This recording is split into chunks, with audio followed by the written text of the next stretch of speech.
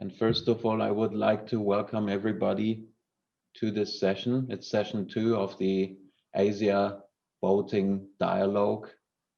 It's organized by Hong Kong Boating Industry Association and the Singapore Boating Industry Association. And there are 2 representatives who are with me today, Lawrence Chow and YP Lok, are going to open and do some welcoming words in a few moments. Before I hand over to them, just a couple of words from my end. My name is Udo Kleinitz. I'm working with ICOMIA, which is the international organization representing the marine industry worldwide. It's an honor to be here and moderate this session today in order to help getting the dialogue going between the various players of the industry in Asia. Now, this is of course a webinar. It's a new way of doing things. I mentioned some of the things already last week. We have to get used to that. Unfortunately, it's not a conference. People cannot see each other and so on.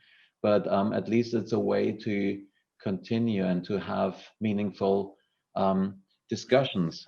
So in order to improve your experience best, just a few suggestions.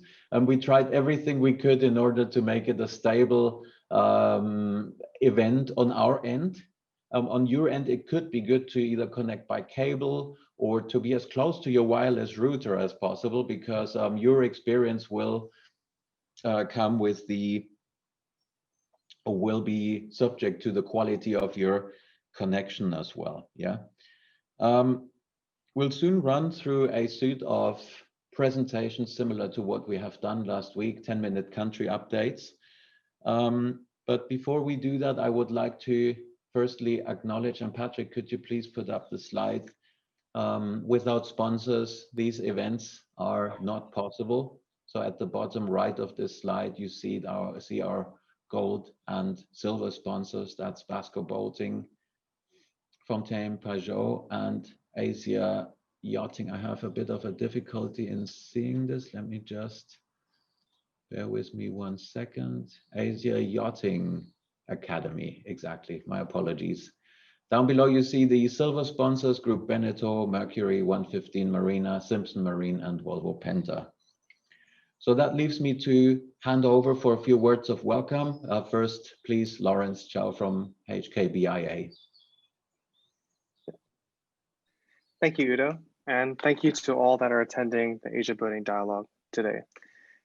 For those that don't know, I'm Lawrence Chow from the Hong Kong Boating Industry Association, and it's remarkable how YP's first event with the support of ICOMIA in 2015 has now blossomed to what it is today, with over 90 attendees today and growing. Due to COVID, we have adapted the dialogue into a web format, which has helped make this event even more accessible and enables us to gather here to share our knowledge and ideas to help the industry grow.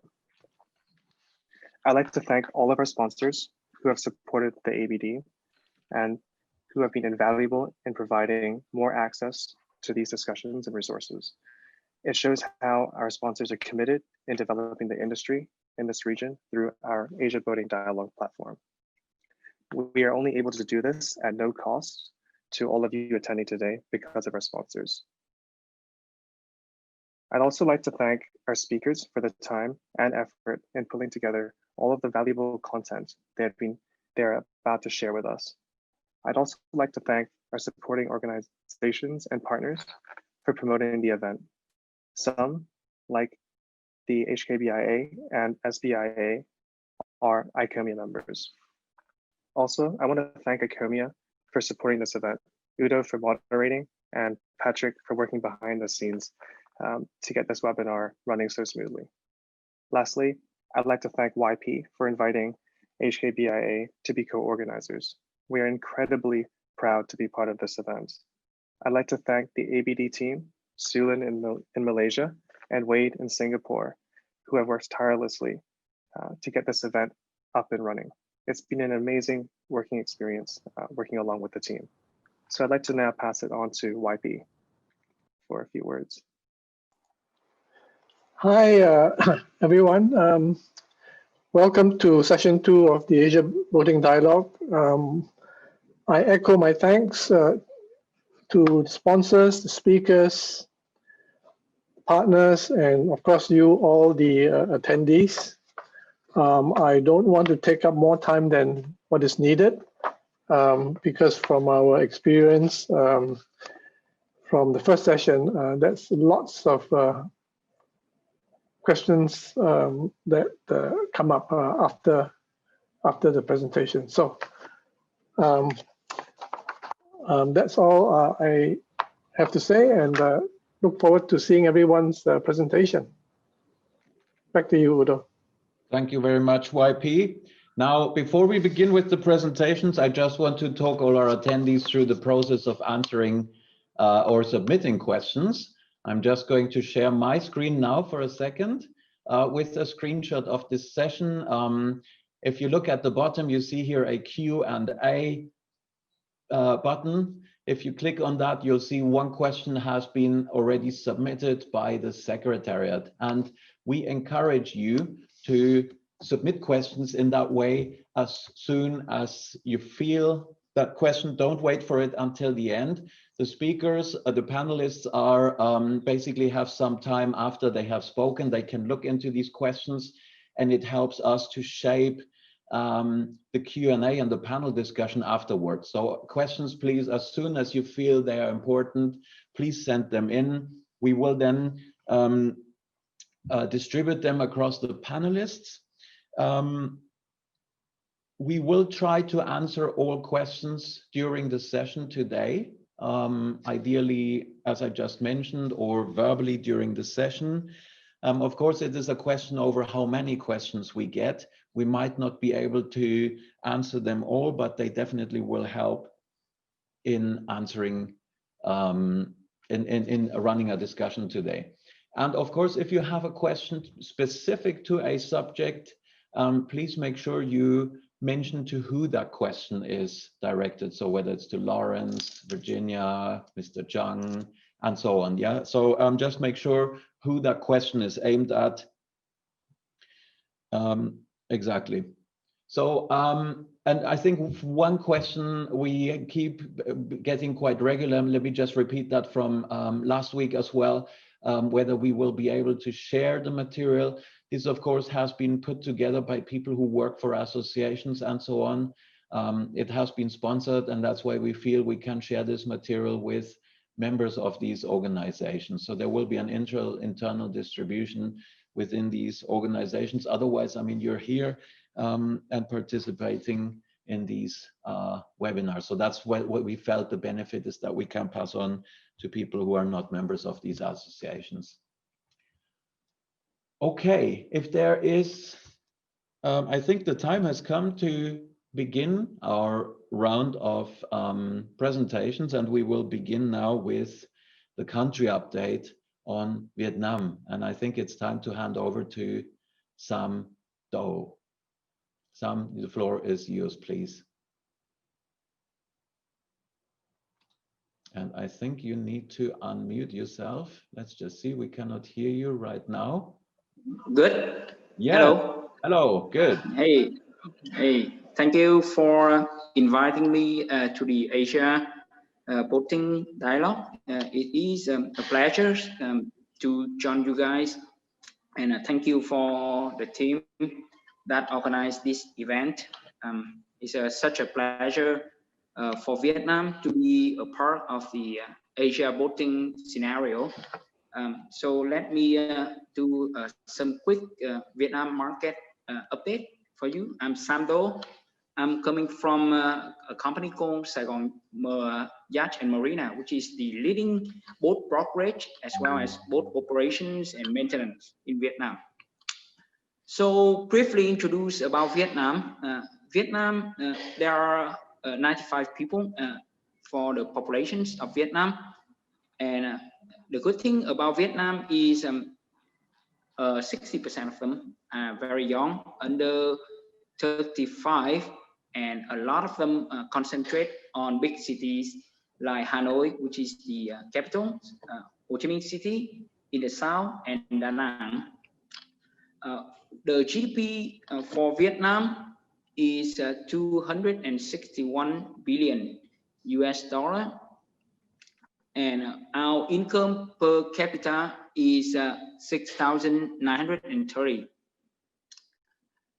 We have Vietnam at the moment is considered is the next destinations for a lot of manufacturing as well as a travel industry, where it is a hidden, we call it a hidden destination, the next destinations, especially for boating. And the travel industry contribute around 9.2% to the GDP. And in Vietnam, too bad it is there is a very long coastline for Vietnam, and a lot of big cities in Vietnam are online alliance along the coastline. We have more than 3,200 kilometers of coastline, and with a lot of famous beaches like Nha Trang, like Phú Quốc, like Phú Yên, Da Nang, and the most famous is you probably know, which is Ha Long. Ha Long is the UNESCO heritage site in Tonkin Gulf Bay. In Vietnam, there are a lot of species good for a lot of sea activities, which is we have more than 114 river mouths. We have 48 bays, 12 lagoons, and more than 300 islands. Because of so many islands that actually the government focused on islands tourism for the domestic tour. We have 4 big areas for boating, which is Gulf of Tonkin, the central part of Vietnam, the southeast, and the Gulf of Thailand. The most famous is usually Ha Long is Gulf of Tonkin.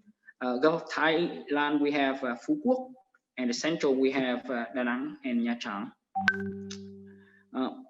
For the coral reef, which is for diving and water sport activity, mostly concentrate in the center part, and we have so many more than 1,300 island species, as well as 11,000 aquatic species, and a lot of them are threatened by the environment, especially from overfishing.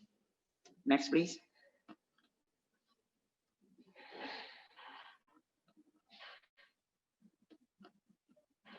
So regarding on the statistic of Vietnam, especially for the boating industry, the one of the main thing is that we don't have class. We call it we don't have a separate regulations for leisure boat, but mostly we regulate leisure boat as the commercial one, and because of that, and Vietnam VR, which regulate for the commercial vessels, is also the government body in charge of the technical inspections, as well as the technical aspect of all the boating industry. We don't have a special code for leisure boat. We actually also we don't have the no category as the marina, leisure marina. We all put it under the commercial ports, and which create a lot of difficulties. But good things of the boating industry is that the import duties as well as the special consumption tax for yachts are still much better for car. The import duty mostly for boat is only 10%, and the special tax is 30%. One of the thing is to the world in Vietnam, actually, good thing for being treated as a commercial vessels. There are a lot of hassle, but also a good thing is that a lot of it is getting easy to register leisure boat in Vietnam. However, in the world, people still think Vietnam is a no entry zone for the foreign flag yacht, and that's too bad, because actually right now it's very easy to have boat or yacht from foreign countries coming to Vietnam. In Vietnam, actually there is, in terms of associations, there is actually Vietnam Sailing Associations. There is no boat club, there is no public marina or boat town, boat park.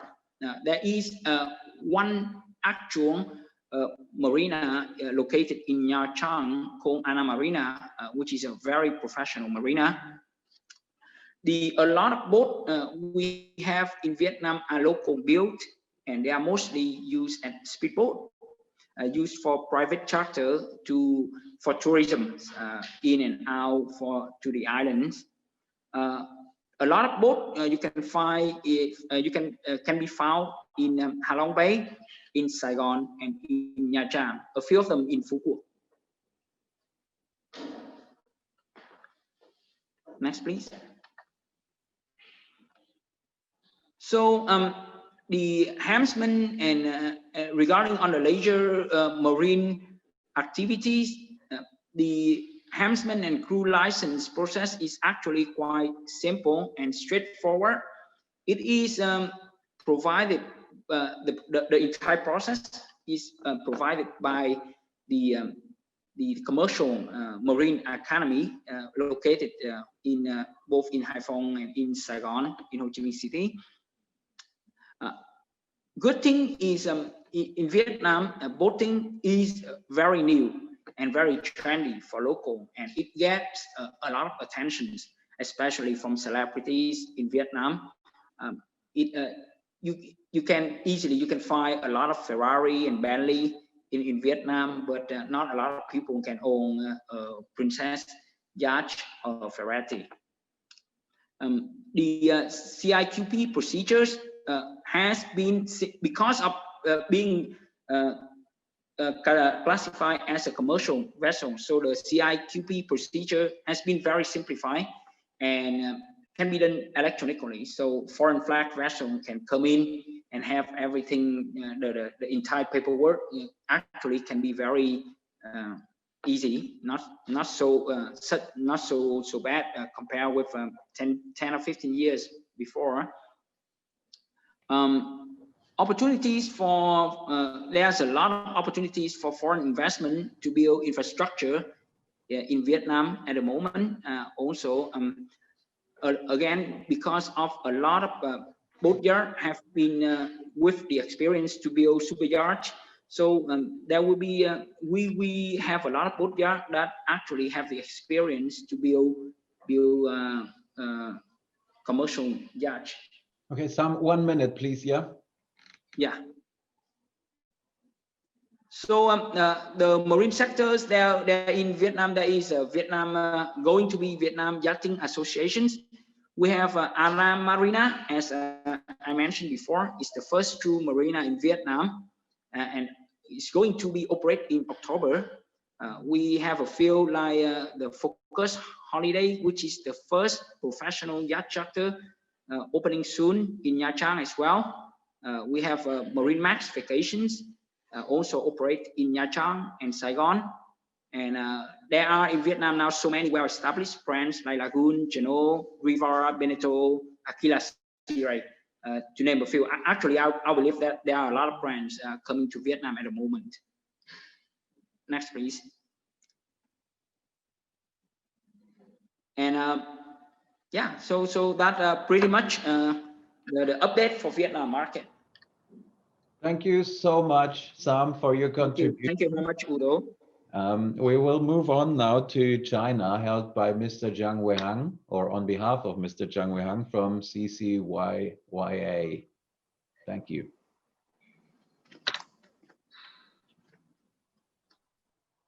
And you're on mute. Can you just unmute yourself? Yes. No, not the sound. Can you hear me right now? Yeah, very good. Thank you. Yes, okay. Good afternoon, most of you, and good morning, Udo. And YP, hello. Can you hear me right now? Can you hear us? Good. Yes, please. Hello? Yeah, you can hear me? Can you hear? Yes, we can hear you. Just go ahead, please. Oh, okay. Yeah, today I want to share with you some information about China yacht market. And first, I'm going to give you some market data. And oh yes, according to CCBIA report at the end of 2018, there are about 20,000 yachts over 5 meters in China, and more than 6,000 of them are recreational and business yachts, mainly over 8 meters, are now officially registered at the Maritime Department, and another 1,400 are fishing and sailing boats. However, those boats are not being licensed, so they have not received attention from the officials. Sailing and fishing boats under the 14 feet have become popular in recent years, but the development of the super yacht is slow. In June 2019, the China has have about 140 yacht club with 50,000 docks, 90% private running, and 60% are supported by the real estate project, and 10% of the 10% belong to water support center. And recreational yacht in China is an emerging industry. The mainly problem at the current are the lack of public dock and the consumptions and the consumption concept. That means the Chinese people are not used to travel with the yacht. But this is a brand new thing to the Chinese people. Okay. And fortunately, there are 5 cities like Shenzhen, Xiamen, Sanya, Qingdao, and Shanghai with rapid developing of a recreational yacht industry. And Zhuhai is the city with the most concentrated yacht manufacturing industry. And please go next slide. And secondly, I want to talk about Hainan province. Because it's very hot right now. It's not only about the weather, it's also about the new policies. Under the promotion of CCBIA and yacht peers, the China central government gave Hainan province 5 unique pilot opening policies. The first is overseas yachts can stay for 183 days. And second, yacht rental is legal. And third, establish a pilot zone for the reform, development and innovation of the yacht industry. And the fourth, zero tariff on import yacht and a low tax rate for establish and of the enterprise. Fifth, the no security deposit for the yacht enter. Okay. Please go next page. Cool. Yes, this one. Yeah, you can see. Hold on a sec. You can see the Hainan is located in deep south part of China, and it's an island. Because of the weather, Hainan is one of the best travel destination, and now it's many people choice for their retirement. And the most important is China has 1.4 billion populations, and the least of them cannot afford like international travel. If they want to find a qualified beach, there's no second options. The Hainan is probably the best option for them. And also there's a lot of high income people there because the time and the language is more convenient than travel abroad. And now the Hainan have a lot of tax-free stores, and the mix is more attractive and competitive. And we are really encourage you to take a look, come to Hainan. And please go next page. Thank you. CCBIA as a nationwide association during the pandemic this year, we are continually pushing the industry move forward, and we are trying to convince China's central government with the following points. First, waterfront city planning, construction of yacht launch ramps, a public dock, temporary berthing area, dry dock on land as urban public facilities. Second, with reference to housing and car mortgage loan model, launch yacht loan products for the individual and business. Third, fully legalized yachts leasing, because right now it's not legal in China to rent a yacht. And the fourth, relax the age limit for import yachts from 1 year to 5, and the Hainan province to 10. And the fifth, learn from the Hong Kong and realize the convenience of yachting to the sea. Okay, and go next, please. And during the pandemic, Chinese maritime leisure industry grew in a good direction. After pandemic, we believe that the yacht industry will develop further, and there are many business opportunities. Also, as of November, the CCBIA will release latest report and hold the conference in city of Zhuhai. And yeah, this is pretty much. Could you go next one? Next page, please. And this last slide is China's SWOT analysis, and we list the strengths and weakness, opportunity and threats. And it's basically conclusion what I said before. And there is one thing I want to emphasize, that it's more than 20 yacht show and more than 100 sailing competitions in China each year. And probably you can come to join us. Okay, it's pretty much. Thanks for watching, guys. Thank you very much. Okay. I'm just going to mute you again. And can I just draw your attention? I think there has been one question regarding the Hainan tax-free status. I think that was aimed at Mr. Zheng. If you could have a look at this question, please. I think all the other questions, oh yeah, one other question to Mr. Zheng. So please have a look at these. Okay. I think Mr. Zheng gonna answer those questions later. Well, no, we take a look first. We have to see how we have time, but if you can just use this chat section or the question section to answer these questions. Yeah, I can tap the answer, right? Yeah, exactly. Okay. Thank you very much. Okay. We'll now move on. The next contribution is with a Hainan focus, delivered by Stuart Hu. Stuart, the floor is yours. Let me just check if you're unmuted. Hi, everyone. Yes, we're on. Yes, Your Excellency, distinguished guests, ladies and gentlemen, and my old friends. I think in the audience, there's some of my old friend. Now, I'm a deputy of the Sanya Central Business District Administration of PRC. And today I'm going to share some new progress of the Hainan market. And nowadays, please, next slide. Can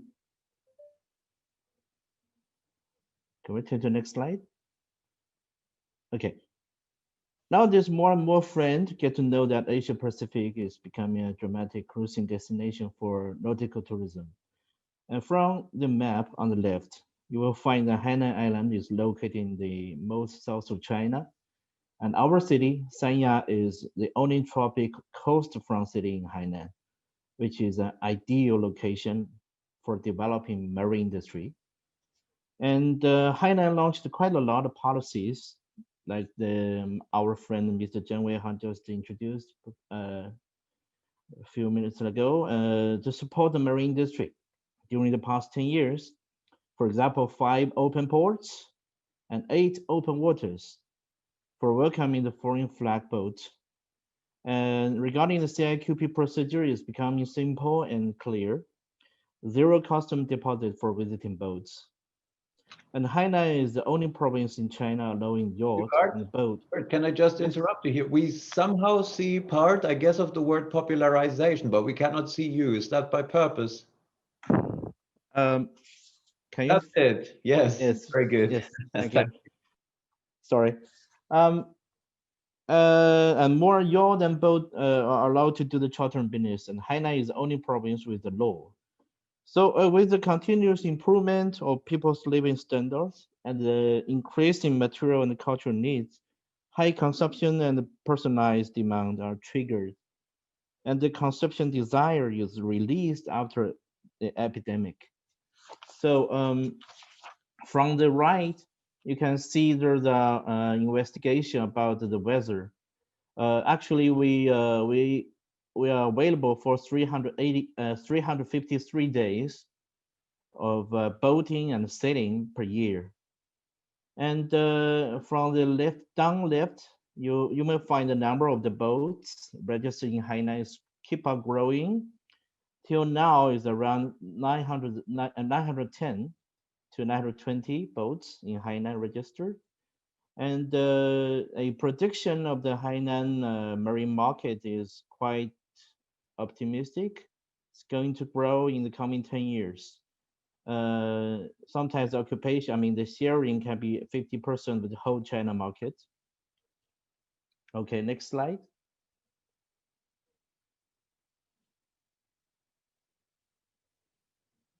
Next slide, please. Okay, I'm going to introduce something about the chartering market of Hainan. From the down below on the right, you can see it's a new picture just taken last month, which means our chartering market is recovered so well after the epidemic. And from the data, you can see that the growth is quite good. In last year, the data appears to be a right direction on double growth comparing to 2018. And more destinations have been developed so well. You can find the nice pictures on the down left. Next slide, please.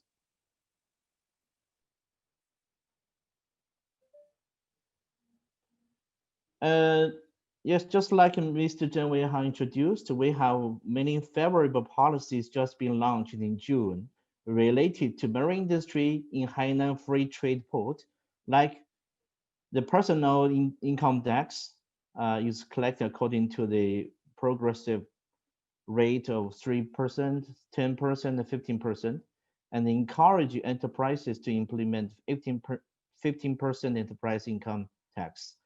So which means more high worth, high value consumers will come to Hainan and to build or to launch their business here, and they can enjoy lower tax.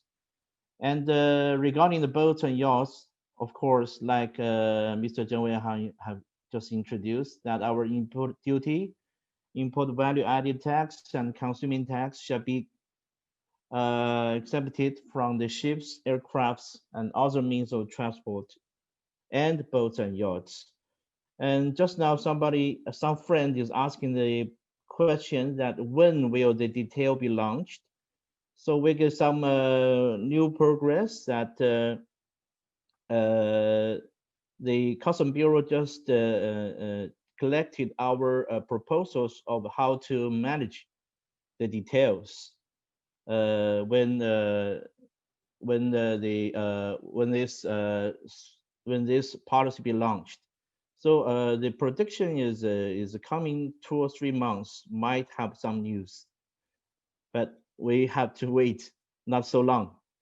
And about the imported duty, imported value added tax, about the raw and auxiliary materials, including the parts, will also be zero tariff in Hainan. So the parts supply of the yacht and the boats is going to be a good business in Hainan also. Okay, next slide.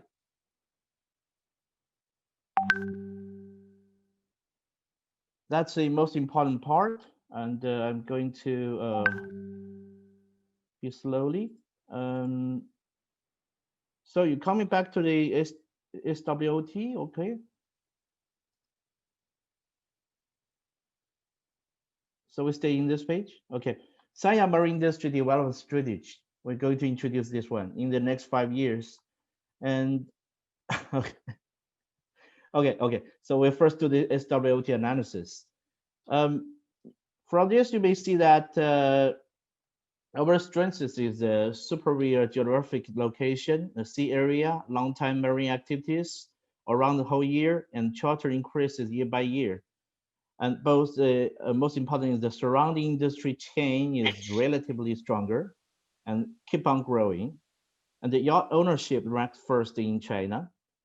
Now, we also have some weakness, like the basic economic conditions are relatively weak, and the business environment needs to be improved, and the shortage of professional talents and lack of marine culture. The opportunity is the FTP policy will benefit the circulation of years in China only, tax acceptation, etc., and opportunity for Hainan to build a new consumption center for boating. More overseas Chinese will purchase boats for charter in Southeast Asia. And the third is a global new epidemic situation causes economic recession, and downward pressure on China's economic growth has increased, and uncertainty of cooperation with Southeast Asian countries. And okay, let's come to the development strategy in the next 5 years.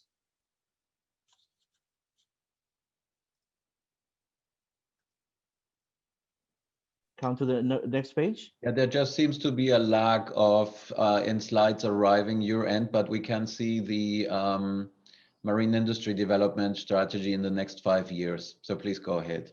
And it's just 1 minute, 1.5 minutes left, by the way. Okay.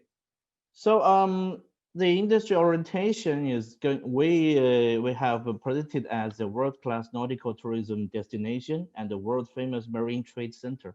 How could we do that? The key projects. The first, we have the NBH Super Yacht Repairing and Refitting Center, and the NBH Public Marina. The NBH Yachts and Boats collection is going to build next year, mainly focus on the marine trade and training school, maintenance service, spare parts, and cultural and artist creativity, office, and retail. In our strategy, we think that in China, we must help the distributors and the dealers to reduce the cost of the culture and education for people on boating. So we try to organize a culture education and to tell people why you need to have a boat and what kind of boat is fitting your demands. And third is the key chains. We try to develop the boat design, chartering, and trading, maintenance, and marina service horizontally, and to build industrial ecology around boating vertically, like racing, efficient sport, and diving, in order to enrich application scenarios. Stuart, time's up. Could you just wrap it up, please? Yes, finally, the near-term goals. We already built up the Hainan International Marine Trade Exchange Service. It's a company located in the same place with the NBH Yachts and Boats collection. And we're trying to welcome more sea-floating destinations companies to us to build up the application, the yachting and boating scenarios, and promoting the penetration of yacht culture. So more details, we have submitted the report to ICOMIA. So welcome everybody to have a research and reading. Thank you. Thank you very much. And the final presentation for the first block in session 2 will come from Lawrence Chow to cover Hong Kong and Macau. Hi everyone. I'm Lawrence, and I'm representing the Hong Kong Boating Industry Association. 3 of the main objectives of our association are to 1, to grow boating, raise the awareness and making it more accessible for everyone. And 2, to strengthen our role in government advocacy, to make policies easier to navigate for both the users and businesses in the marine industry. We also want to advocate for more moorings and facilities to support the industry, as this is currently the bottleneck for our industry. And lastly, we want to raise the professional standards and help create a clear career path for people that are interested in getting into this industry. So I'd like to go to the next slide to just briefly go over the general overview of Hong Kong and Macau. So Hong Kong is relatively small. We have 7.5 million people, and surprisingly, we have the second highest mean wealth per adult at $489,000. And we also have more than 2,700 ultra high net worth individuals. One of the reasons why our boating market has matured so much is because that we're surrounded by water all around us, making it extremely accessible to go boating, and we have beautiful cruising grounds. We have over 10,000 pleasure boats that are registered, and of that, we have 49% of them being motor yachts, 31% being outboard boats, and 20% sailing boats. This distribution is based on an aerial study that our association did this year. And we also have 250 to 300 charter boats in the region. We also have our industry itself is basically focused on trading and logistics, finance, professional services, and tourism. On the other side, Macau is relatively smaller, and we have about 630,000 people. We have a relatively high mean wealth per adult at 217,000. As Macau is relatively smaller compared to Hong Kong, the number of boats is less, but the distribution of the different types is fairly similar. So if I can go to the next slide, I'll try to explain a little more about why Hong Kong has developed into such a strong boating market. The reason why Hong Kong has developed so well is because it's strategically placed as one of Asia's financial hubs. And also in Hong Kong, our city is relatively small, so you can get from one end to the other end relatively quickly. And with marinas being spread across all over Hong Kong, as you can see in these red dots, it makes boating extremely accessible. As a financial hub, we have drawn in a lot of ultra high net worth individuals and lots of multinationals to set base in Hong Kong. And so this has really spurred the industry. We have 9 marinas, and this provides more than 2,000 private berths and moorings in Hong Kong. And we have world-class sailing facilities like Hebe Haven Yacht Club and Royal Hong Kong Yacht Club, which are both members of our association. And also we have new redeveloped marinas like Lantau Yacht Club, which have recently opened, providing even more berths. However, in the past 2 decades, as you can see in the graph below, the number of moorings has not increased at all. Instead, it's been decreasing. We currently have 1,900 public moorings. And as you can see in the blue line, the number of registered boats has more than doubled. This is really creating a shortage of moorings. And this is one of the key bottlenecks that our industry is trying to tackle. So I'd like to go to the next slide to just briefly go over Macau as well. Macau is relatively small, as I mentioned, and there's only 2 main marinas there. One being the Macau Fisherman's Wharf, which is mainly there to help host the Macau Yacht Show. And then also Club Nautico de Macau, which has been the first marina in Macau itself. Similar to Hong Kong, the industry has been stifled because of the lack of moorings there. But thankfully, there's a new marina that just developed, and it's providing 50 new more berths. So this will help alleviate that pressure and allow the industry to grow there. Similar to Hong Kong, it has a very strong infrastructure network, and it's well connected with Hong Kong as well as Zhuhai. I'd like to go to the next slide to go over a brief history as well as the future for Hong Kong and Macau. Both Hong Kong and Macau have really strong maritime ties, mainly because they started off as fishing villages. And due to the strategic locations, they've developed into free ports. And this has provided the platform for Macau to grow into the entertainment hub it is today, and Hong Kong into the financial hub it is today. For the future, you may have heard of the Greater Bay Area scheme, which has potential.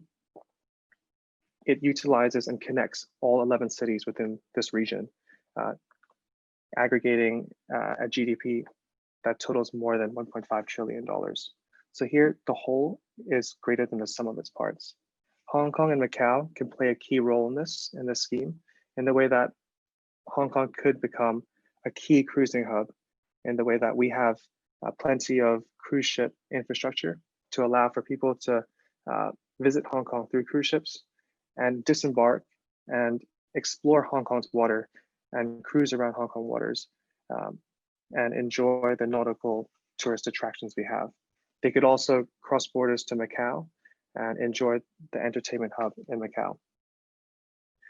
We could also make use of Zhuhai's expertise of shipbuilding and utilize that expertise for ship repairs for this region. We can also make use of the different marinas that are available in Shenzhen and Zhuhai, where we can hopefully alleviate some of the lack of mooring situation we have in Hong Kong. However, this all really relies on proper government advocacy. We need to standardize the marine policies, especially between the borders, as it is not very clear at the moment. And we need to increase the mooring facilities in Hong Kong to provide space for visiting yachts that do want to enter Hong Kong and utilize this area. So I'd like to go to the next slide because I've just briefly given you a description of the history and background of Hong Kong and Macau. But all of this kind of changed when COVID hit at the beginning of the year. We were hit quite early. We were experiencing COVID in February. And it really affected us in March when the cases went up. At that time, a lot of businesses, because we did a survey amongst our members, and close to 90% of them have all been significantly affected. This is mainly because we didn't know what was going to happen in the near future, and a lot of companies would not last for more than 3 or 4 months without proper government support. Boat charters were heavily affected. Media and PR firms were affected because of the cancellation of events and boat shows. Charters were affected by the group gathering restrictions. So we were all quite in a panic mode. But thankfully, the government did support us through wage subsidy schemes and government loans. And by April, May, and June, the situation got better and restrictions were lifted. So it kind of follows the stock market, as you can see on the right of the screen. It kind of picked back up. And at that time, people were looking into buying boats because it was a healthy alternative. However, as the situation got better during the critical months for charters, it kind of worsened as we got hit by a third wave. This third wave created more restrictions. So we were back to where we're at before in March, where the restrictions were tightened. But now the restrictions are being lifted again, and hopefully we'll see better days. So I'd like to go to the next slide just to give a brief overview of the strengths, weaknesses, opportunities, and threats of Hong Kong. Hong Kong itself is a mature boating market and has a very strong boating culture.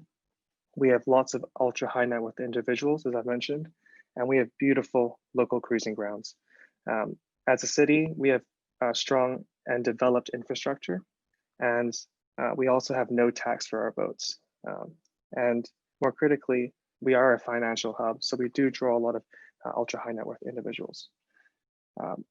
Some of the weaknesses we have are that our regulations are a little over-regulated and not really standardized, but thankfully we are, as an association, changing this. We made and standardized the boat registration regulations to accept international standards. And also now we're looking into simplifying the process for boat operating licenses. Some other weaknesses that we have here is that because of the lack of moorings, we have a very high barrier to enter due to the high mooring costs. Opportunities that we have here are that new marinas are being developed, or not developed, being redeveloped. And there are opportunities for charters to continue to grow. We do have the opportunity of the Greater Bay Area, as I've mentioned, and we can also expand our cruising grounds to these different Chinese cities. And we have the potential to expand the typhoon shelters to boost our local economy. But our threats, as always, even for the past decade, is that we have lack of moorings. And this is really the bottleneck for our industry. So I'd like to leave it there. Thank you. Fantastic, Lawrence. Thank you so much for your time put into these slides. My thanks to all presentations. It has been an excellent summary of countries so far. We will just put in a short 3 minutes or almost 3-minute break to show a sponsor's video. Today is turn for Fontaine Pajot. Patrick, could you please play the video?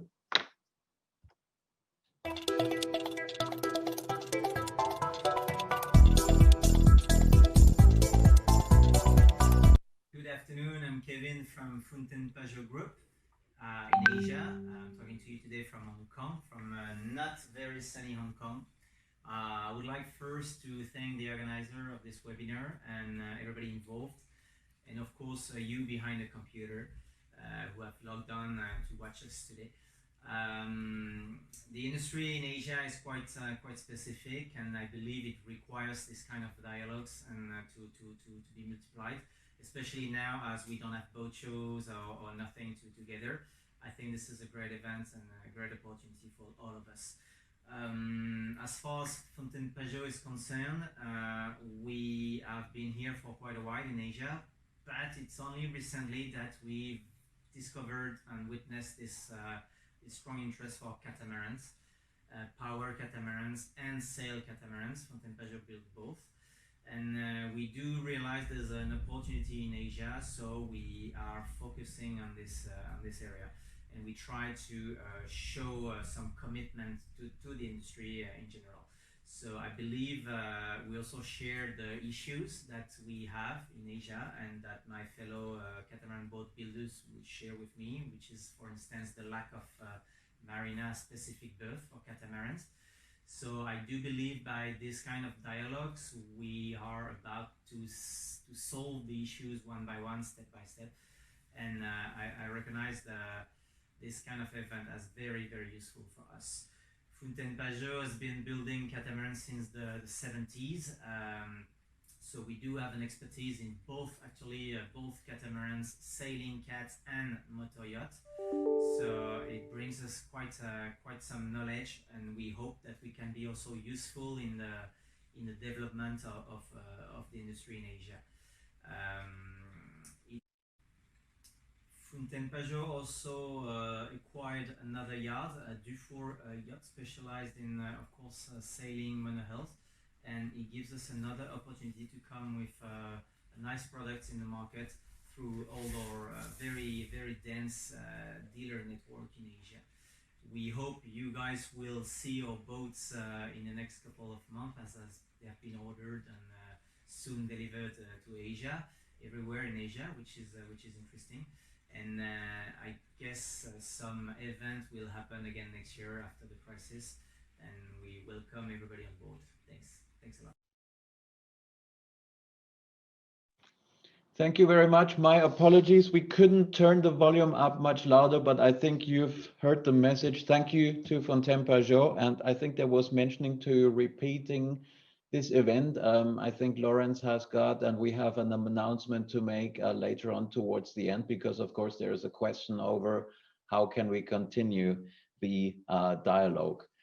I've just seen that one question has been submitted in the chat. So please, it's specific to the Vietnamese yacht market. So Sam, if you could have a question into that, please, as well, that would be very good. And Lawrence, there's one question specific to Hong Kong as well. So please have a look into that. We'll now continue with an update on Taiwan, and that's been given by Virginia Chuang. Virginia, please. Thank you. Hello, I'm Virginia, and I represent the Taiwan Yacht Industry Association and also Ka-Shing Enterprise Corporation Limited. Let me start with, unlike many other Asian countries, boating is more about marine leisure, but Taiwan has started our boating history with the focus on the manufacturing and only start to look into the marine leisure activities in the recent years. So I'm going to start with the market update on the manufacturing aspect. Okay, so let's move on to the next slide.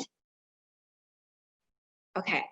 The yacht industry in Taiwan is well known for its superb craftsmanship. So when it comes to a boat owner looking to have a yacht that is tailor-made to his or her liking or just would like to be unique, our customization craftsmanship would be exactly what those boat owners are looking for.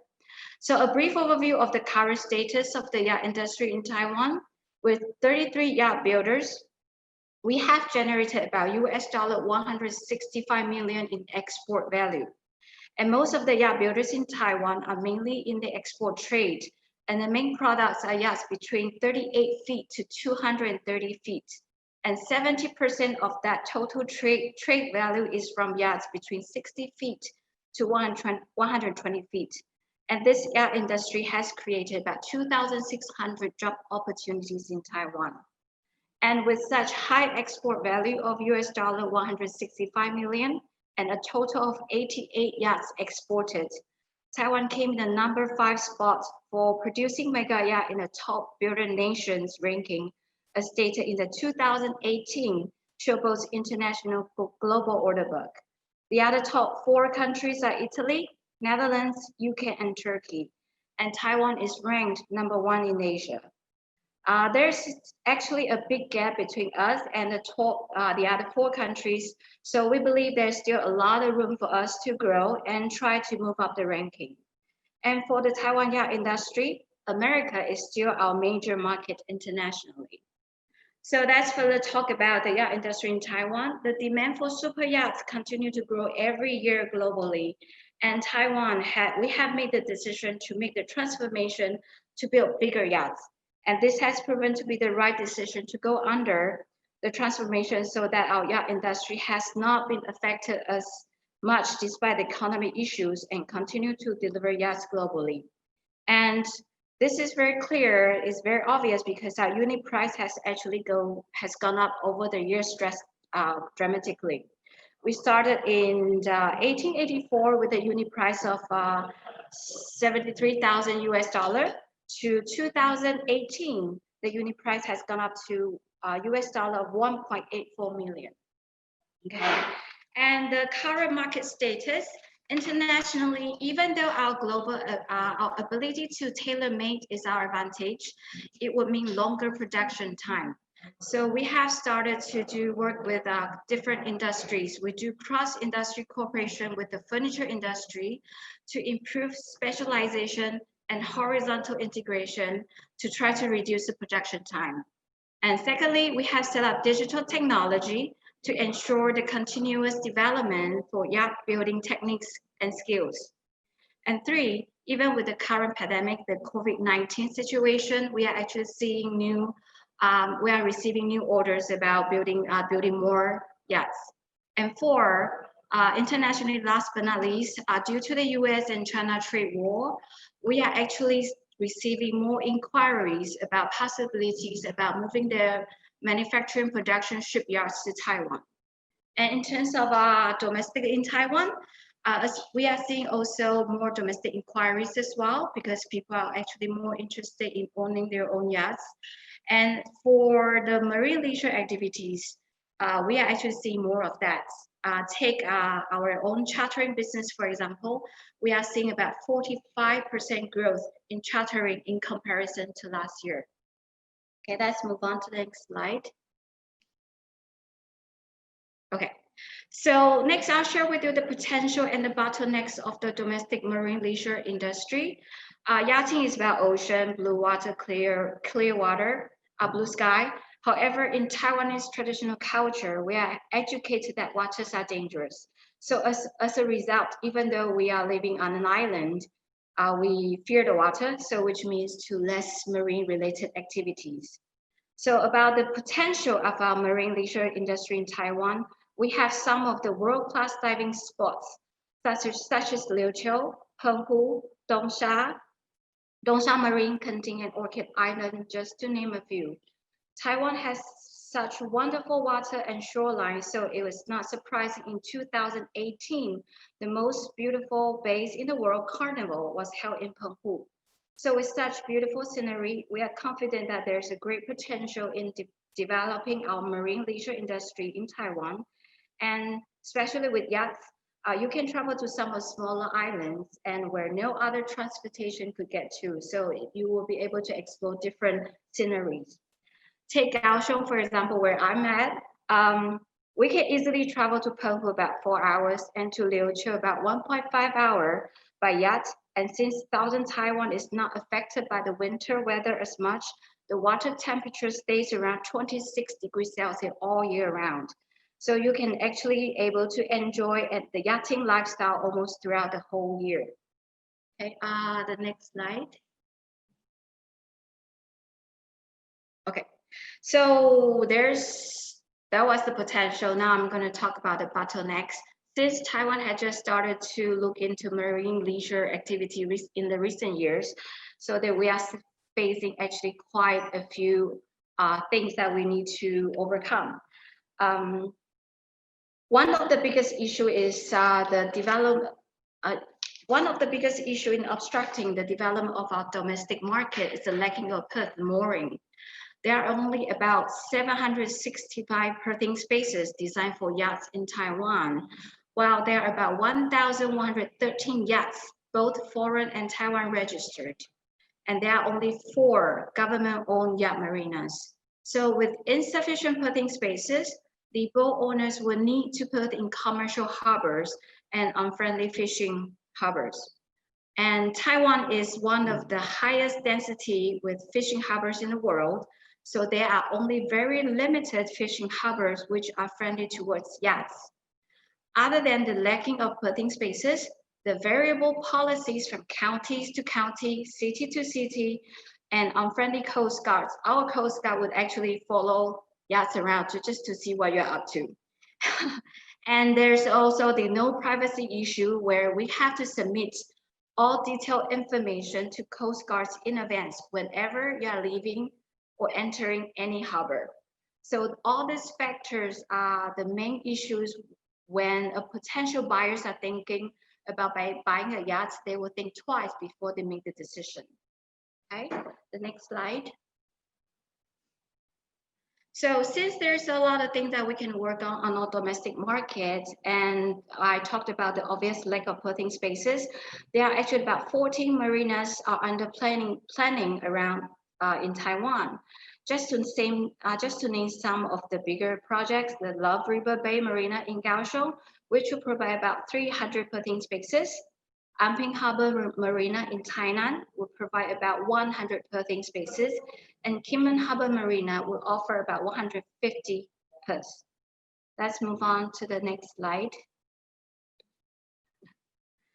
So just 1 minute left, please. Yeah. Okay, sure. I'll wrap it up. Whether it's to boost yacht sales or to service super yachts, other than providing berthing spaces, we also need to provide one-stop service. And this is what Taiwan yacht industry could provide to all boat owners. Not only we can manufacture, we can also do refit services. And with our pier, launching pier, we also do repair, and we also provide owner support and repairs. And also we started to do syndication as well, because owning a yacht might not as easy as people think. And also our marina, we do chartering, yacht management. So basically if you are a boat owner and you buy a yacht from Taiwan, or you're just any super yacht, you're looking for one-stop service, Taiwan is where you can go to. Okay, next slide. So very briefly, this is the SWOT analysis for Taiwan, or I already talked about. We have the ability to customize and build tailor-made yachts and do repair refits. And we have beautiful water shorelines, but our weaknesses is because of our customization in manufacturing of the yachts, which will definitely lead to longer production time. And we are working on things that we can do to reduce that production time. And also our weakness is that because we have low government priority, so we are actually facing a lot of issues that we need to overcome to push this industry even further. Okay, and opportunities, as I mentioned before, we have worked with different industries and we start to digitalize our design process. And for threats, the threats are focused mainly on the manufacturing side. We are facing threats from countries with will be able to offer lower labor costs, and also there are countries situated closer to our major markets where they can make delivery faster than what we can do. Okay, so this wraps things up. Thank you so much, Virginia. And we'll just move over straight to South Korea, held by Dr. Kim. Please, the floor is yours. Thank you, Udo. Hello, everyone. My name is Kim Choong-Hwan, and I'm the General Manager of the Korea International Boat Show. I'd like to offer congratulations on the hosting of Asia Boating Dialogue 2012, and also express what an honor it is to join this event. Today, I will present the current situation and prospect of the Korean economic and recreational marine industry. Next slide, please. I'm General Manager in three business, including KIPS. KIPS as a hub enabling network and exchanges throughout the industry in Korea is a Korea's top 10 exhibition show, and it is biggest event for Korean boating users. EduMarine is Korea's largest marine education academy for marine engine and hull maintenance. Next slide, please. First, allow me to outline Korea's economic and geographic status. As you know, Korea is located in Northeast Asia with China and Japan. As a peninsula, Korea is surrounded by the sea on three sides and has a coastline that is about 14,000 kilometers in length. Accordingly, Korea has an abundance of sea and inland water areas for recreational marine activities.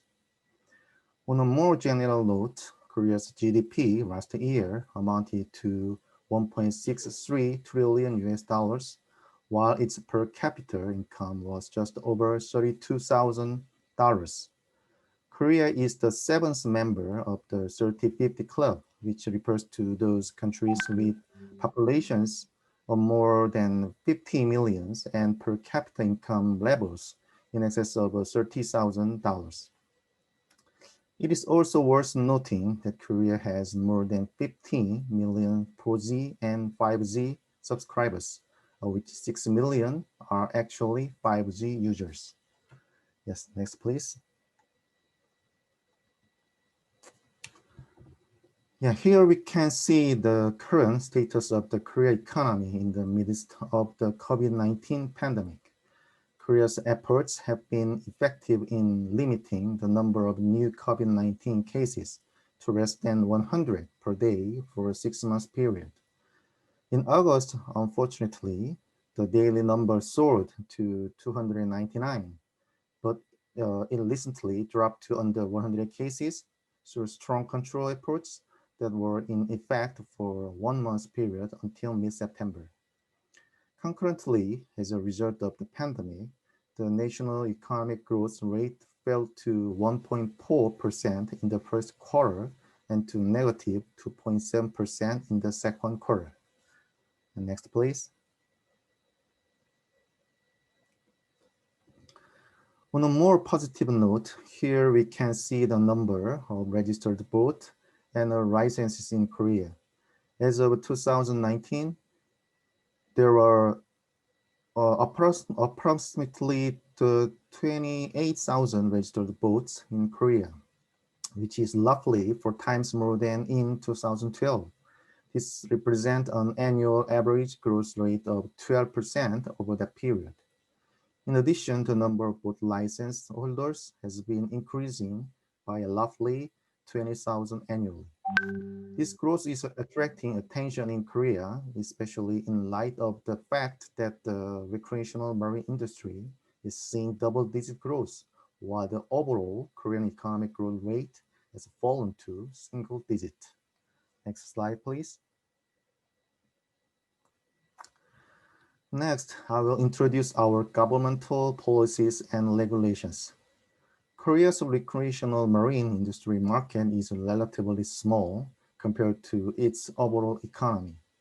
Still, Korea is at a basic level when it comes to the development of the marine leisure industry. Having said that, to move on to Korea's second marine port master plan, which is a representative government promotion project. 37 marinas were developed over a period of 10 years as part of the first Marina Port Master Plan.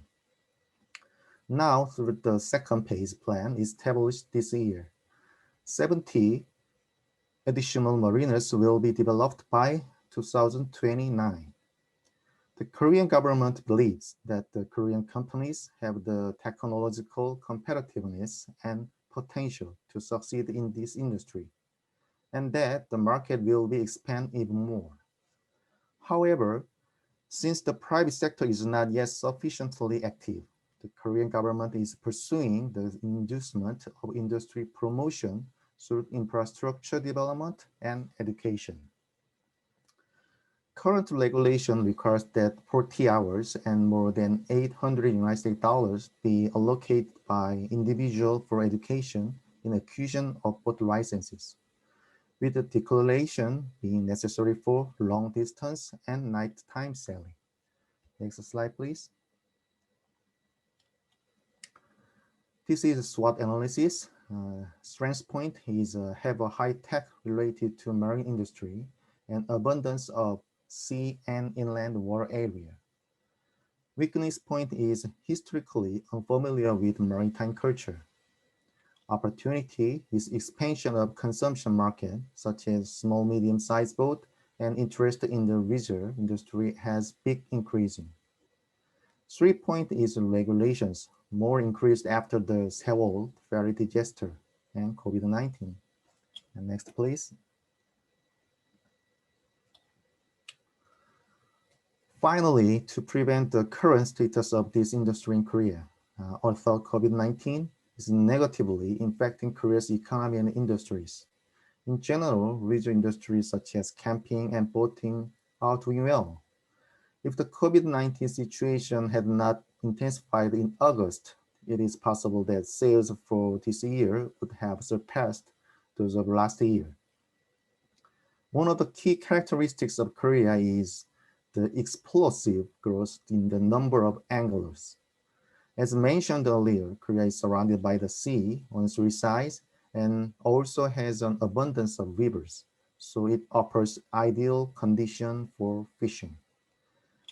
Fishing enthusiasts have also started taking boat excursions. There are increasing numbers of female and youth anglers, and fishing equipment related to fashions have become more sophisticated. Currently, Korea's sports fishing population exceeds 7 million, making it the largest leisure sport in Korea. Taking advantage of this situation, next year's Korea International Boat Show is scheduled to be held jointly with the Korea Fishing Show. The outlook for the future, however, sees growing numbers of individual and family boat users. A particular note, increasing demand for small and medium-sized boat is being taken as a sign that the Korean recreational marine industry market is now entering the stage of popularizations. Thank you for listening. Thank you very much, Dr. Kim. And we'll now move on to the last contribution, the last country update for today. Inaba-san, I see you have unmuted yourself, so I guess you're ready to go. Please, thank you. Thanks, Udo. And my name is Kenta Inaba. I'm director of the Stuart Association of Japan. And again, thanks everyone and giving me this opportunity to introduce the Japan market. So please move on. So please go next slide. Maybe many of people know, Japan is still world number 3rd biggest country in GDP. US, China, and Japan. It's going to going down, but it's negative side, but it's lots of good thing as well. Our population is 125 million in 2020. Income per capita is 48,000 US dollar in 2019. So Japan still is a very good income. So I say it's good, like a boat market for now. And cruising in Japan is possible year-round. Even winter season, you can go Okinawa and Setonai Hainan Sea, and it's it's inland sea, not much heavy weathers, no waves. So I'd say one of the best cruising destinations in the world. Of course, not good go to the Hokkaido area because ski is much better, but you can cruise and enjoy boarding for a year in Japan. And Japan, more than not 400, 2,600 years of history and culture of maritime ports. So you can see lots of temples on the waterfront and good transportation history in old ports. So you can enjoy not just the beautiful ocean and dive spot, you can also enjoy the history like Greece. And also you can, many of people love sushi and wagyu, so you can enjoy rich food culture and abundance of nature in Japan. And a good example of showing how Japan is a good destination, actually Moraya came to Japan 2008 April. And the original plan was still only 3 weeks, but end up she stayed 7.5 months and visited 66 ports.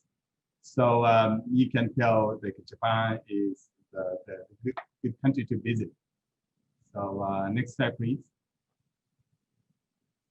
And Japan, the marine industry started growing in the 1980s. So we have lots of mariners. 560 mariners with 33,000 boats. And boat parks, mooring facilities, we have 171 sea stations. So you can see the right-hand side, right? Right-hand side, Japan map. You may not ever see each one, but here, this much sea station everywhere in Japan, and number of the sea stations growing every year. So that's a very positive side of marine industry in Japan. However, problem is the mariners built in 1980s, so both sides at that time was small. So these days, both sides is growing, 20 meters, 30 meters, big one is more 50 meters, 60 meters. Not much mariners capable to have such a big boats in Japan. That's a challenge for now. And initiative, Japan government tried to bring more yachts or visitors by boats to Japan. So MLIT, one of the transportation bureau is installed blanket closed-port permission, which is we have open port and closed port. Open port for the vessel coming to Japan, and closed port is only for domestic vessel. Used to be not easy to get into the closed port, but in 2018 we are working on, and government is of some of the regulation. And we still working on a lot more to ease of the regulation. And we expected very intense, a diverse easier regulation things happening maybe early next year before the Olympic coming. Olympic postponed 1 year.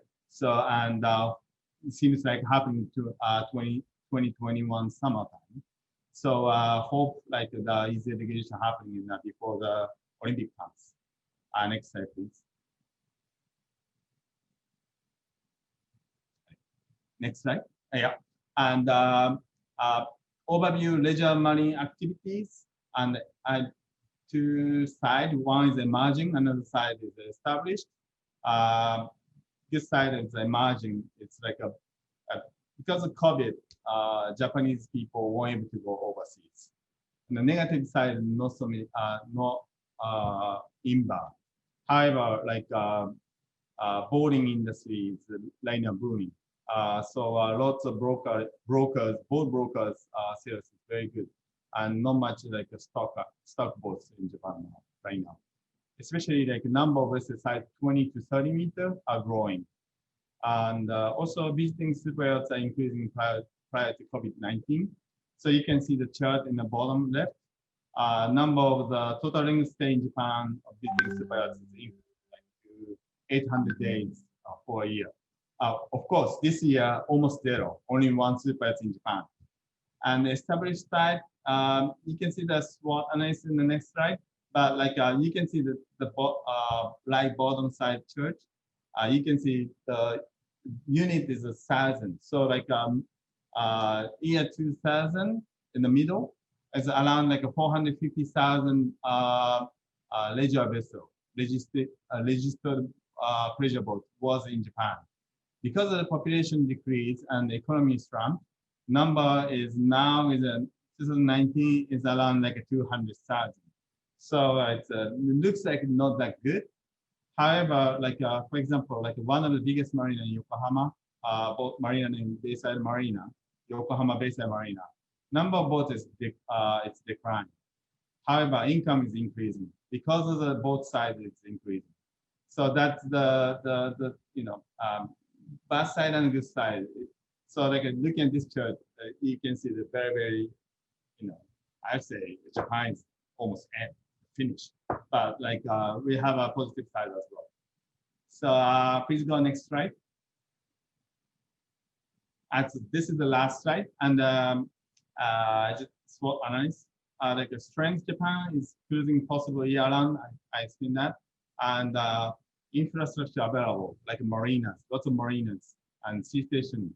Not just that, ports, airports like airports and shipyards.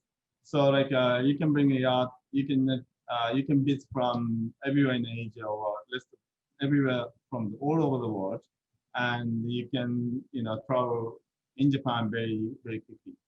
And we have a lot of history and culture and maritime history and food I explained in the first slide. And opportunity is now is not that good, but like 32 million inbounds in 2019. And government expected like a 60 million inbounds in 2025 or something. So like government put the more like one of the what they're doing is like either regulation or more promotion. I'm working with government, so it's gonna try to enhance and promote Japan to everywhere in the world. And weakness in Japan is legislation leisure vessel is a decline. It's in the last page.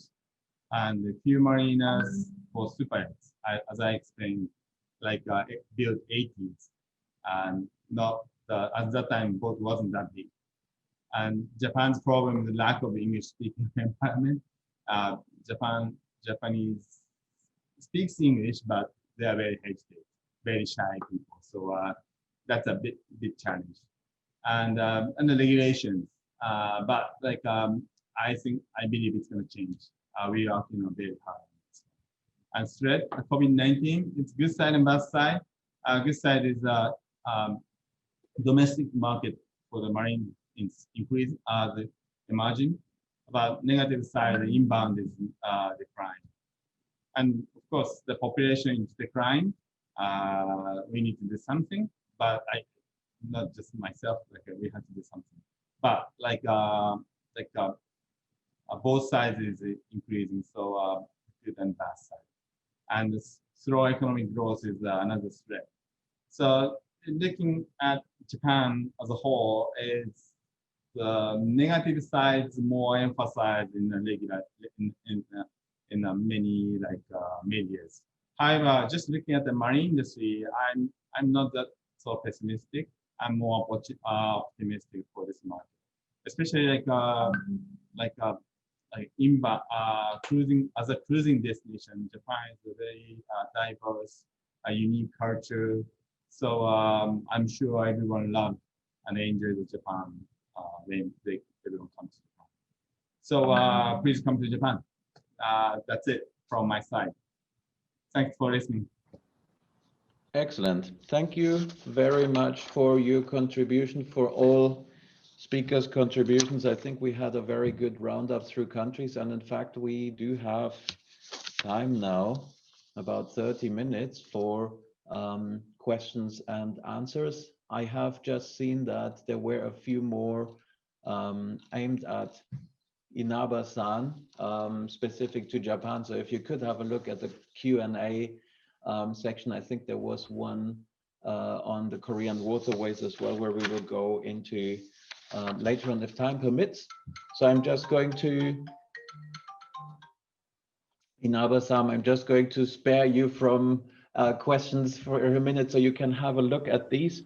But I think there has been a thread throughout the discussions, just bridging last time with this time as well. On one hand, we have countries that are investing into tourism, that have invested into tourism. On the other hand, we do have countries, and in particular, there were quite a few countries today, for example, with Hong Kong, with Hainan, where boating with Japan, where boating infrastructure is in place, where mature markets are in place. So there is a distinction needed that we'll have to have later on.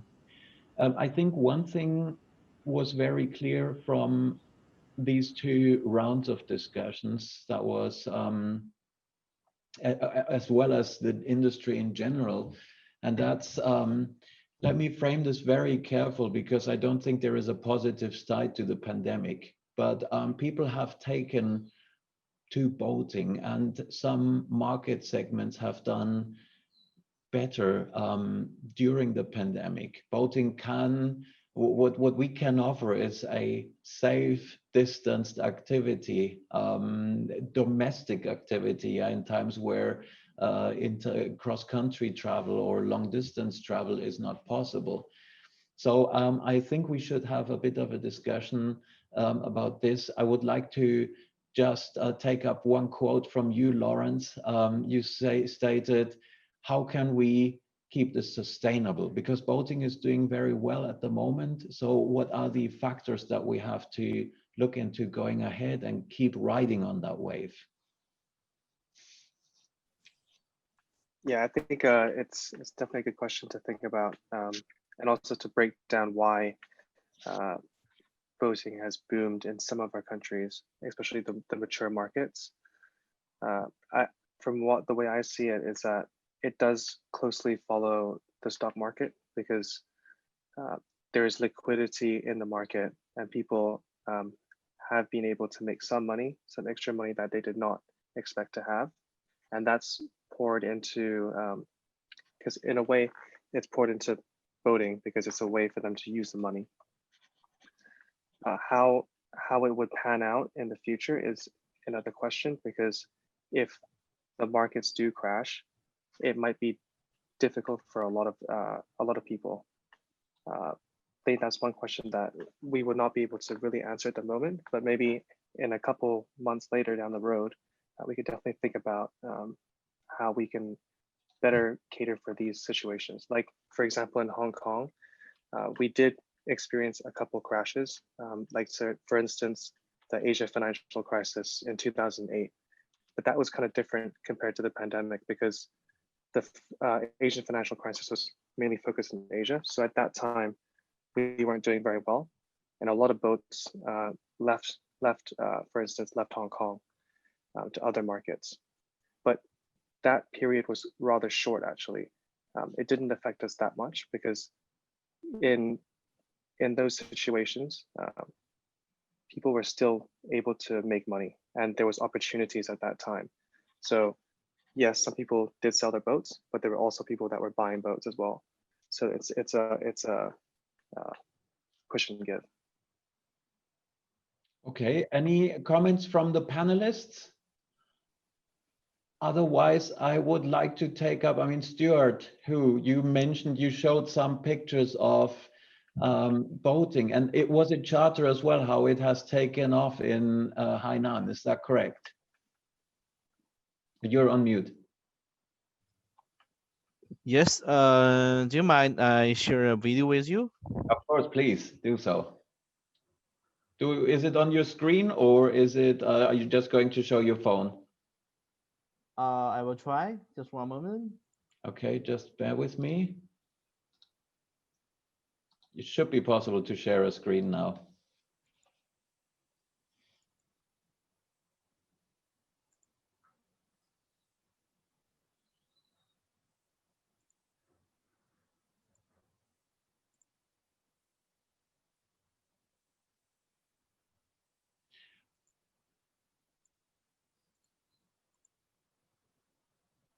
Okay, I will do it very quickly. So where is the video? Here's my video. Okay, maybe you can look that up while we're, oh yeah, very good. Are we, can you see that? I can see your screen, yes. But it's the Explorer, Windows Explorer, which I can see, nothing else. No, so I actually have sent to you guys, so I will use, I just try again. I just try to find that video, but okay, maybe we can do that later, but sure, I think I find it. Sorry, is that coming? So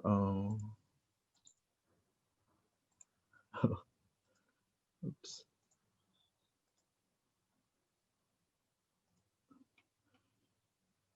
okay, maybe let's have a look.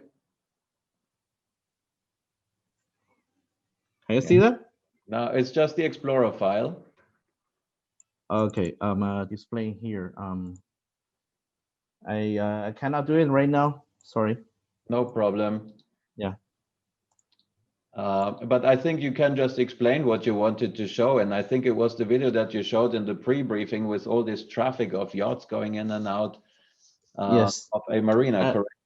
Actually, I have already sent that video clip to your email box. Both Lawrence and Celine have it, I think. What I want to say is after the academic, this has been well managed in China market. We just restarted our market at the end of February. So now all our market is recovered very well. Just read some characters here. Read some data here. In April, it's basically the same as the period last year, and in May and June have slightly increased compared last year. In July, there was 13,600 trips and 91,389 person time happened, which was the highest number of tourists going to see in history. In August, there were 14,260 trips and 98,887 person time. In August, the number of boats going to sea increased by 4.8% month on month, and the number of tourists went to sea increased by 8.2%. So from January to August, the total number of trips and person time is 94,000.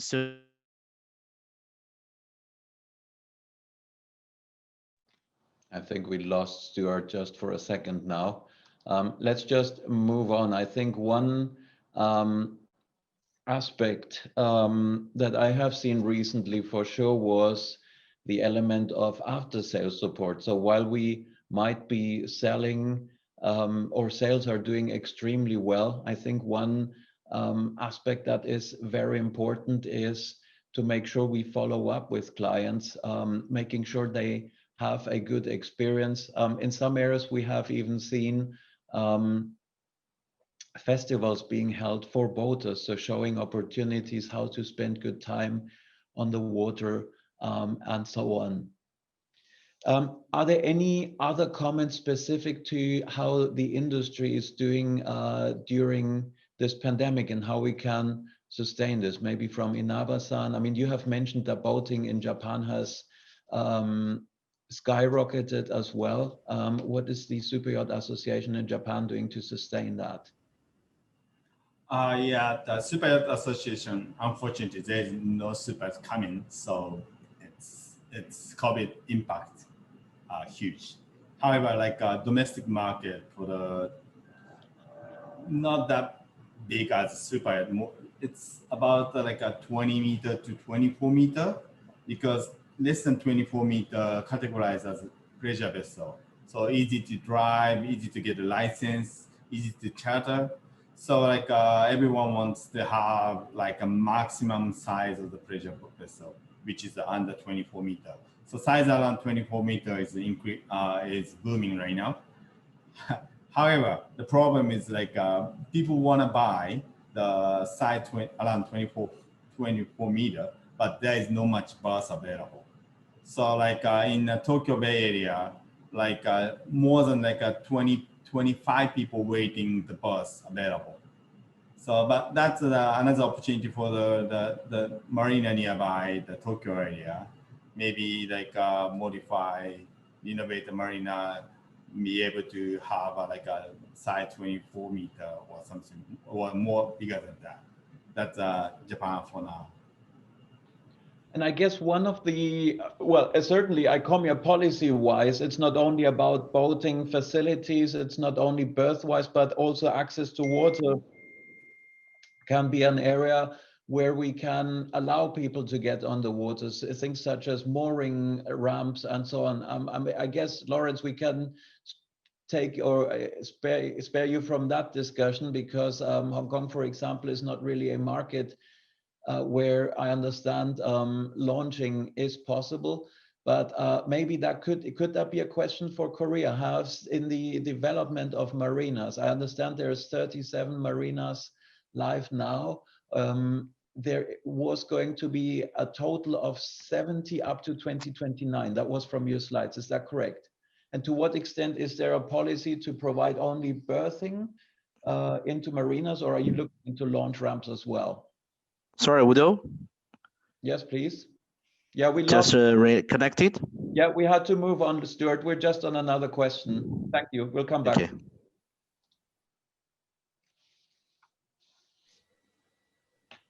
Yeah, so Dr. Kim. Yes, Korea's until now is the marinas development. The company does not from the private sectors. It means is government is make the marinas for public. So it is slowly is development, and especially the not biggest is the city, and the area is small marinas. So it means is the big city like as Busan or Seoul or Gyeonggi province, that is the big marina is over 300 berths. So is there is a kinds of the effect at the first phase that the marina development plan. So is the government to make the second plan is almost twice double, 70 marinas will be developed. Thank you very much. I think there was one question specific to Korean inland waterways, which was one thing that you mentioned, and where boating is booming there as a consequence of that pandemic. Can you just touch on that briefly? Because I think that's very important. If you think about the positive side of the pandemic, or how boating has benefited, it's not only seagoing vessels, it's not only marinas, but it can be also very small vessels, rivers and lakes and so on. Is that correct? Yeah, is the interesting thing is the pandemic is make almost the industries is going down, but it's people want to go outside. You know, is very difficult to stay. Is just one place. So is the Korea is that situation is make the people want to enjoy the leisure is a because this area is small, is a or individual or is a small group. So is a especially is a Korea have a abundant is a the river is a very close to the metropolitan area. So people go to their side and then is to buy a small medium sized boat with their family. That market is increasing than before. There is a interesting is a situation that Korea is a resort market. Jesus. Sorry, I nearly finished the meeting. My apologies. Thank you very much for your answer. Good. I think if we speak about enabling boating to grow, one element was touched on, and that was one question where we wanted to look in this Q&A session. It was specific to the entry requirements, just going back to China. Import duties for yachts in Hainan.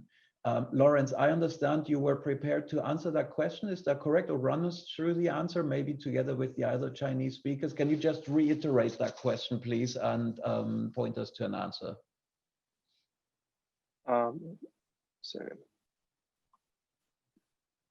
Sorry, I'm not really familiar. Which question was it? So I think there was a question. I think initially probably the best way it was worded was David Robinson. Let me just see if I can find that question quickly. It was specific about imports. Yes. Yeah. Oh, there's lots of for boats in China. Let me just there's read a this very high import tax. Oh, sure. You mentioned there are no import duties for yachts in Hainan. So that was CCY. It began with CCYA's presentation. Is this beginning to attract yachts from inside China? In other words, are wealthy Chinese beginning to keep their boats in Hainan? Import duties into China have been as high as 43%, which has, in my opinion, severely hampered the development of the marine leisure boating in the country. Do you think the relation of import duties could spread to others area like Qingdao, Shanghai, Zhuhai, and so on? I mean, I think for Hong Kong, it's a good example where we have no tax. It has brought in, and it has let the boating market grow a lot. I can definitely see the tax as being a barrier for people to enter.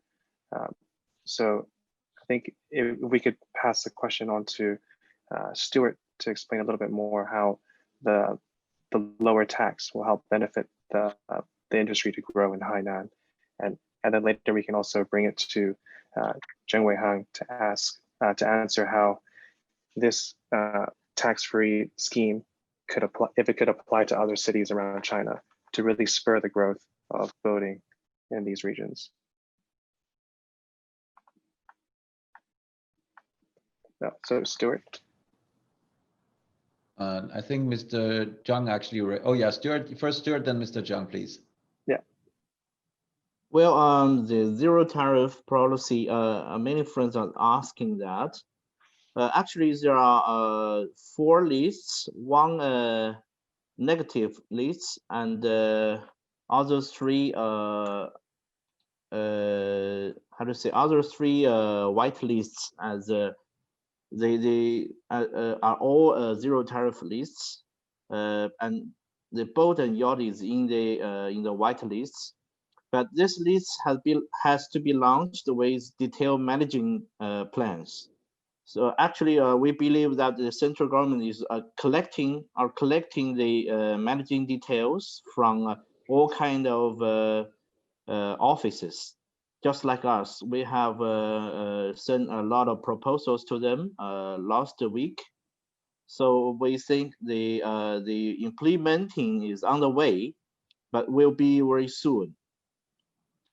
That's one answer for the questions of those friends have raised. And secondly, we want to share a video that we just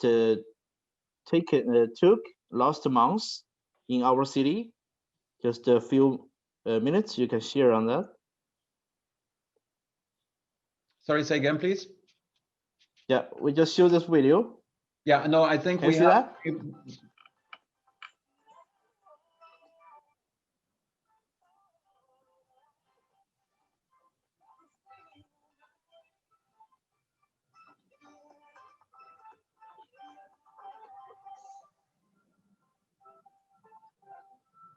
So that is what is happening in our city. So what means our market is recovered from the epidemic quite quickly, and the zero tariff policy, as the friend asked, we think with the managing details will be implemented quickly. We cannot give any prediction because this decision has been made by the central government. But what we get the answer is could be launched quickly. Yeah. Thank you. Okay, thank you. Let me just hand over to Mr. Weihang, please. And you are on mute. Did you raised your hand, correct?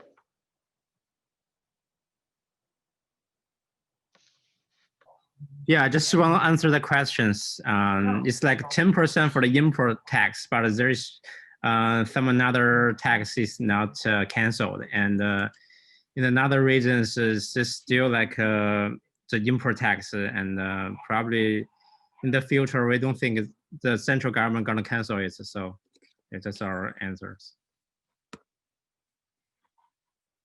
Thank you very much.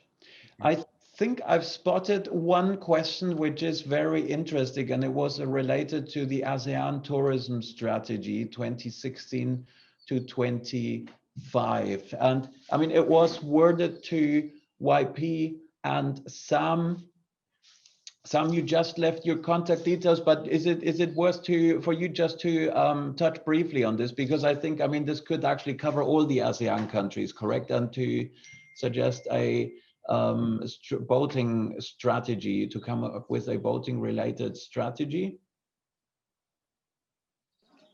Yeah, I believe that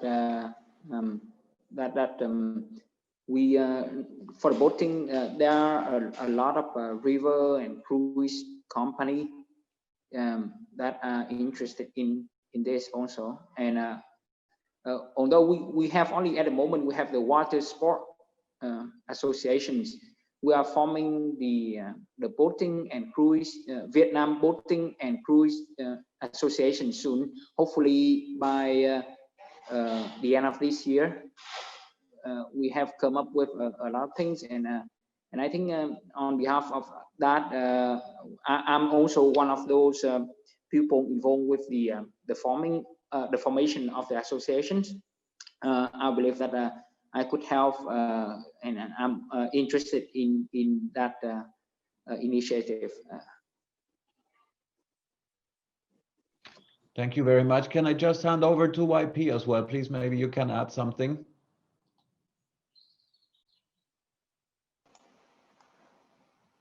Yeah,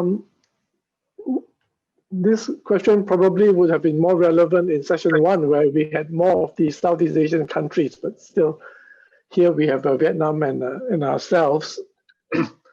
A few years ago, we had an initiative called the ASEAN Economic Community, where the objective was to get freer flow of goods and services among the ASEAN countries.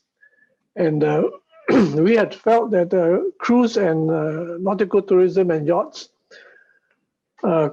the movement of yachts could be harmonized under this scheme, so that it would be easier to cruise among the ASEAN countries.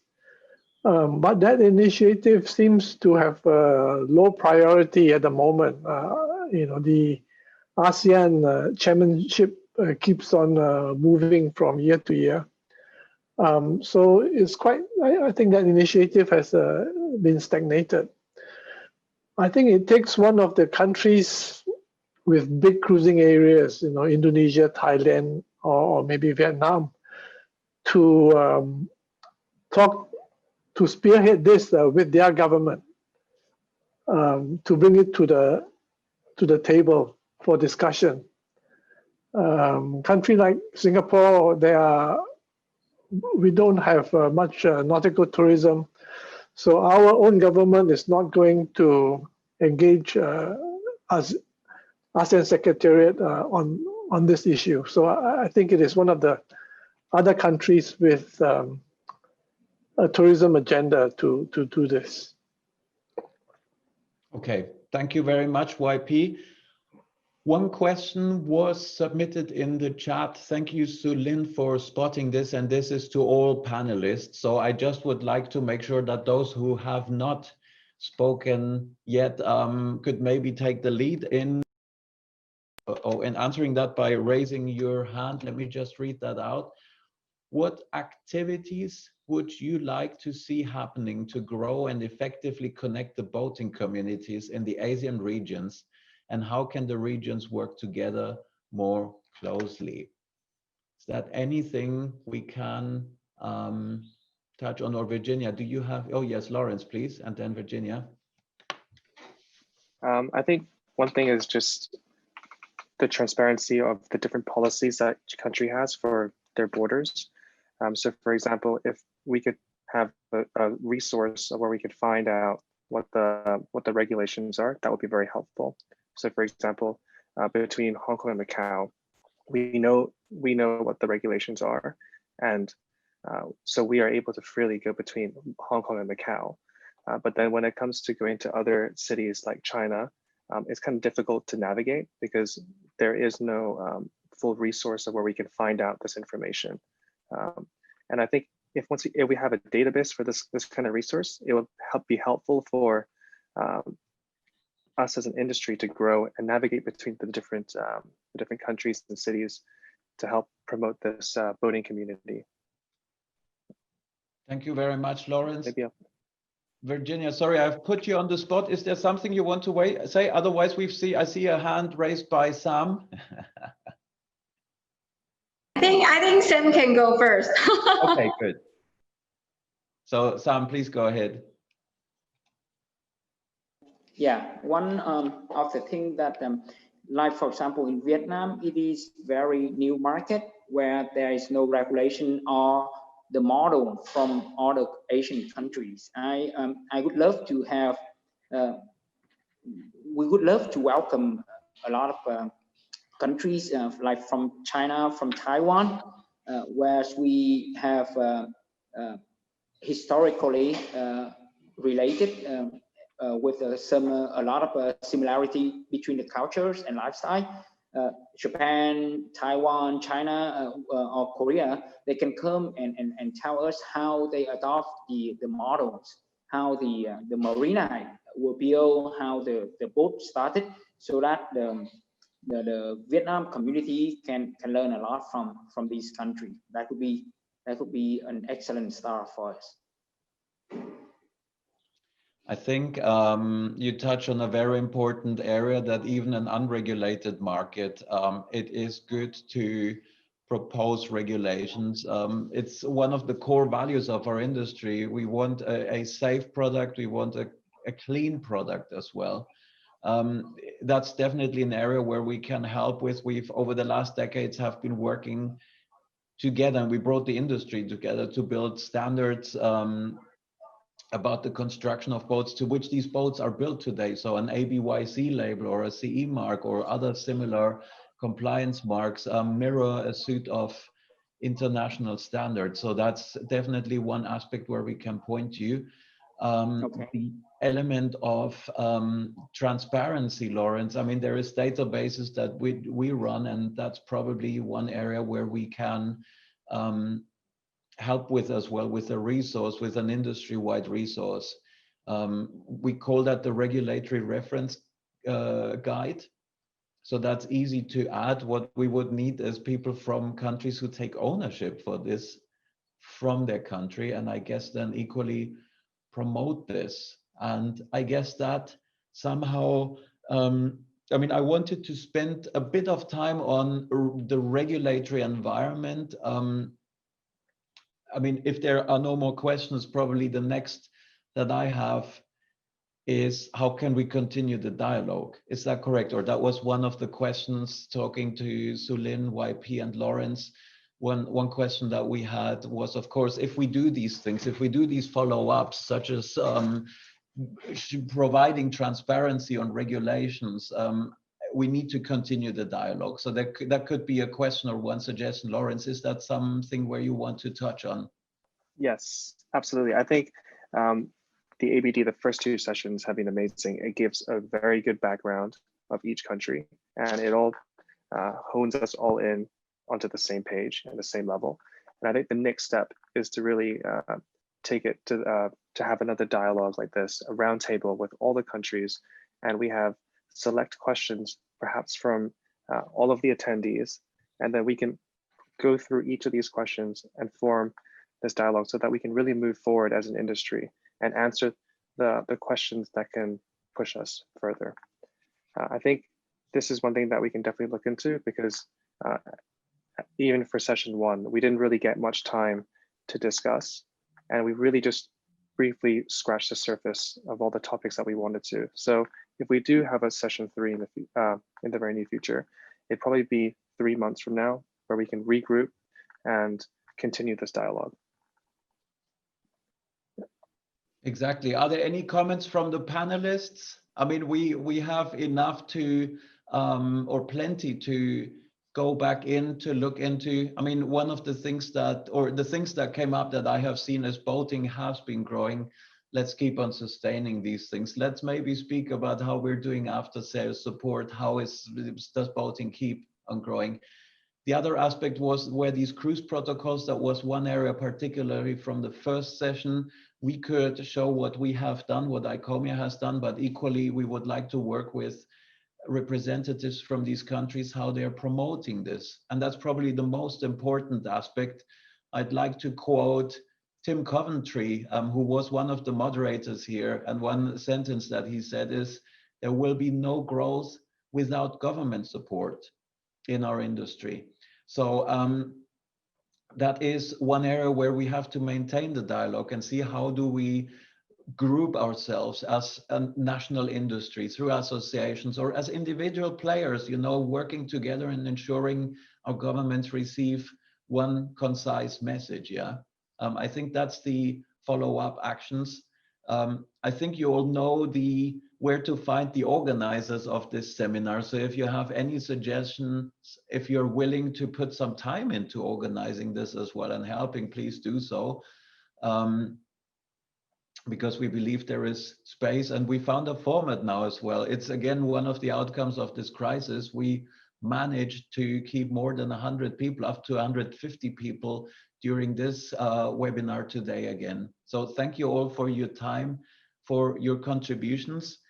YP and Lawrence, is it time for you to close this now and thank the sponsors again as well as everybody? So I'll just hand it over to, who is first? Me. YP, okay, shoot please. Yeah. Well, thank you, Udo. Oops. Thanks, Udo and the speakers for another excellent session. Time is short as always, and Lawrence has talked a little bit about what we have been planning to do to see if we can keep this going. In about 3 months or so, we will try and gather the feedback, gather the questions, and try and have a more focused discussion. Trying to see how we can continue this dialogue and not wait until next year. Also, for some of you who may need more in-depth information on the specific markets you're trying to access, give us a call because we are working with IBI magazine to customize in-depth market research and analysis beyond what is presented. So if anyone out there needs a very specific customized or bespoke information, do let us know. So I'm going to say goodbye, but hopefully not goodbye for too long, because we hope to come back before not too long. I will just hand it over now to Lawrence for the final words. Lawrence. Thank you, YP. as I mentioned, it's been a real pleasure working with you, Sulin and Wade. It's amazing how the Asia Boating Dialogue has garnered such a strong support and interest internationally, and it now provides the perfect platform for the industry to collaborate together and share your ideas. I'd like to take this opportunity to also thank ICOMIA for supporting this event again and hosting this webinar on Zoom. In particular, thank you to Udo for moderating and Patrick to work behind the scenes to be able to connect us all together today, making this as smooth as possible. I'd also like to thank our supporting organizations and partners for promoting this event. Without you, we would not have over 150 attendees today. And thank you to all of our speakers today for joining us and sharing all your knowledge from all of your respective countries and providing this fruitful discussion. There has been lots of interesting topics that we did touch upon, and I think 2 hours is really too short. So as we only basically just scratched the surface, I think we can look forward to session 3 once we formulate a few of these important questions. So in a couple months down the road, we can look at how we can answer them and provide more answers for everyone. I'd also like to thank all of the attendees that have tuned in today. I hope you have all gained something from joining the dialogue and hope you will join us for session 3. In 1 month from now, the attendees can access our website and you can view the recordings from both sessions, as well as we'll be issuing a market summary basis of what we'll be discussing today. And so yeah, stay in touch, visit our website, and keep an eye out for session 3. And lastly, I'd like to thank all of our sponsors that have supported the Asia Boating Dialogue. You have honestly been invaluable in providing more access and resources to help develop this platform for collaboration. It really shows how the sponsors are committed in developing the industry in this region and through developing the Asia Boating Dialogue platform. I hope to see you all in person soon or in the very near future. But in the meantime, I think we can all stay in tune for session 3. Yeah, thanks guys. Excellent. Thank you so much. We will stay a bit online, but that's it basically for today. Thank you so much again, and see you in a few months at the latest then. Good luck. Mm-hmm.